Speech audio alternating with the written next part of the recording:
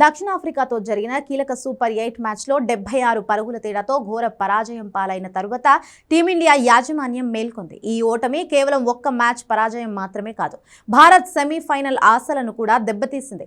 ఈ నేపథ్యంలోనే జింబాబ్వే, వెస్టిండీస్తో జరగబోయే కీలక మ్యాచ్ల కోసం ప్లేయింగ్ 11లో భారీ మార్పులు చేసేందుకు గౌతమ్ గంభీర్ సిద్ధమవుతున్నట్లుగా తెలుస్తుంది. ప్రస్తుతం అందుతున్న సమాచారం ప్రకారం వరుస వైఫల్యాలతో సతమతమవుతున్న యువ ఓపెనర్ అభిషేక్ శర్మపై వేటు పడే అవకాశం స్పష్టంగా కనిపిస్తుంది. కడుపు ఇన్ఫెక్షన్ నుంచి కోలుకుని జట్టులోకి వచ్చిన అభిషేక్ శర్మ పాకిస్తాన్, నెదర్లాండ్స్ మ్యాచ్ల్లో కనీసం ఖాతా కూడా తెరవలేకపోయాడు.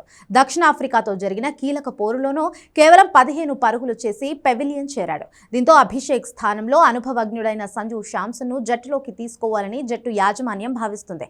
ప్రస్తుతం భారత టాప్ ఆర్డర్ అంతా ఎడమ చేతి వాటం బ్యాటర్లతోనే నిండిపోయింది. ఇది ప్రత్యర్థి జట్ల స్పిన్నర్లకు వరంగా మారుతోంది. ఈ ఏకపక్ష బ్యాటింగ్ ఆర్డర్ను మార్చాలని కోచింగ్ స్టాఫ్ భావిస్తుంది.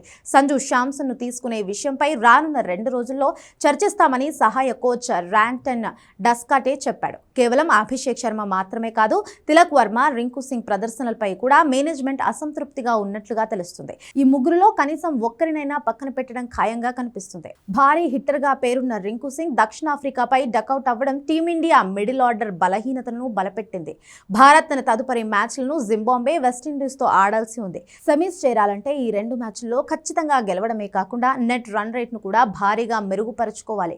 నిజానికి సౌత్ ఆఫ్రికాపై భారత్ ఆల్అౌట్ కాకుండా ఉన్నా, లేకపోతే తక్కువ మార్జిన్తో ఓడిపోయినా ఇంత టెన్షన్ ఉండేది కాదు. 76 పరుగుల తేడాతో ఓడిపోవడం, ఆల్అౌట్ కావడం, 20 ఓవర్లు ఆడకపోవడంతో భారత్ నెట్ రన్ రేట్ దారుణంగా పడిపోయింది. సూపర్ 8లో భారత్ రన్ రేట్ను ఒకసారి పరిశీలిస్తే -3.80గా పడిపోయింది. 2 మ్యాచ్ల్లోనూ భారత్ గెలిచినా ఏదో ఒక మ్యాచ్లో మాత్రం భారీ విజయం సాధించాల్సి ఉంటుంది. మొత్తానికి T20 వరల్డ్ కప్ ట్రోఫీ ఆశలతో ప్రయాణం మొదలుపెట్టిన భారత్ సూపర్ 8లో పెద్ద గండాన్ని దాటాల్సి ఉంది. ఈ నేపథ్యంలోనే గంభీర్, మార్క్ అగ్రెసివ్ నిర్ణయాలు ప్లేయింగ్ లెవెల్లో ఉండబోతున్నాయని విశ్లేషకులు కూడా భావిస్తున్నారు.